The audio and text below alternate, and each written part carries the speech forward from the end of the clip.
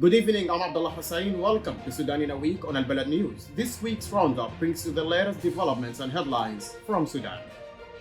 Chairman of the Sovereign Council, Abdel Fattah al-Burhan, participated in the opening session of the 9th China-Africa Cooperation Forum, attended by several African leaders, heads of regional and international organizations, UN Secretary General Antonio Guterres, the current chairman of the African Union, and the chairman of the African Union Commission. In his opening remarks at the China-Africa Cooperation Forum, al-Burhan emphasized Sudan's readiness to work with China and African nations to achieve the shared African-Chinese destiny, serving mutual interests and strengthening the bonds of friendship and cooperation between African countries and China. Sovereign Council Chairman General Abdel Fattah al-Burhan issued a decree transferring several institutions and commissions, including the National Human Rights Commission, from the Council of Ministers to the Sovereign Council. The chairman of the Sovereign Council and Commander-in-Chief of the Armed Forces, General Abdel Fattah al-Burhan, met with the President of Eritrea on the sidelines of his participation in the China-Africa Forum. Under the auspices of the chairman of the Sovereign Council, Sudan and China have signed several joint agreements in the fields of nuclear energy, airport construction, and port development.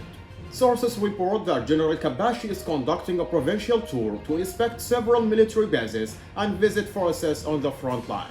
Assistant Commander-in-Chief of the Armed Forces and member of the Sovereign Council, General Yasser al-Atta, stated that the targeting of the Commander-in-Chief of the Armed Forces, General Abdel Fattah al-Burhan, during the officers' graduation ceremony in Jidid has strengthened the resolve of the Armed Forces and its soldiers. Minister of Energy and Oil, Mahiuddin al-Naim, revealed in an interview with China's news agency that Sudan plans to establish electricity transmission lines between states, particularly in the Darfur region, to expand the coverage of the national power grid.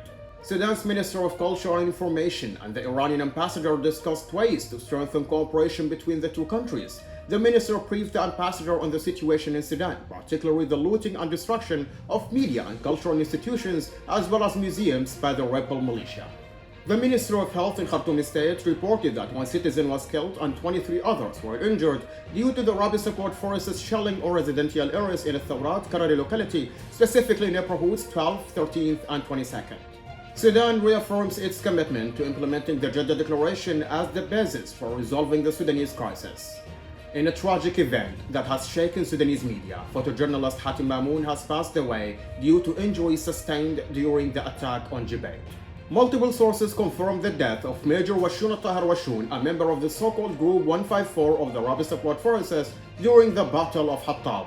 During a meeting with the governor of the Jazeera project, Turkey's ambassador to Sudan, Fatih Yildiz, announced his country's readiness to support the Jazeera project and aid the efforts of the farmers in the region. At the China-Africa Cooperation Forum, China pledged $51 billion to Africa and the creation of 1 million job opportunities to the African people. Health authorities in the Nile River State has reported 87 new cases of cholera in the region.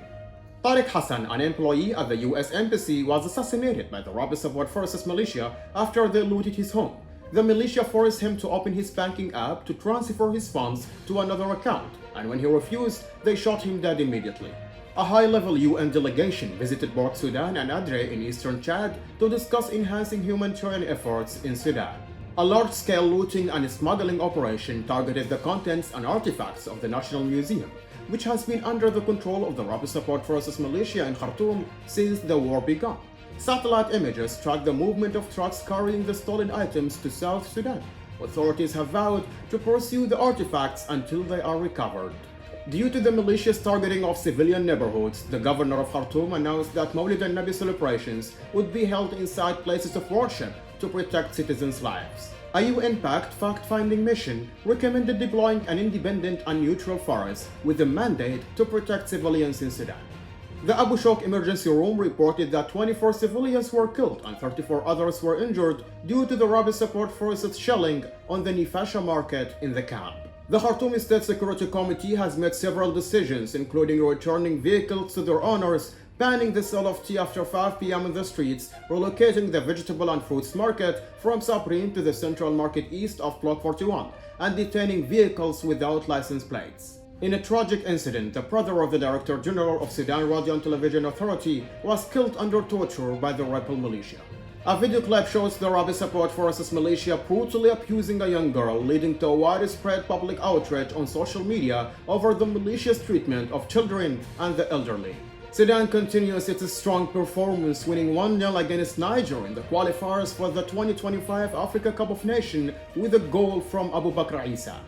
That's it for this week's top stories. Thank you for watching and see you next Friday on Al-Balad News. Have a great weekend.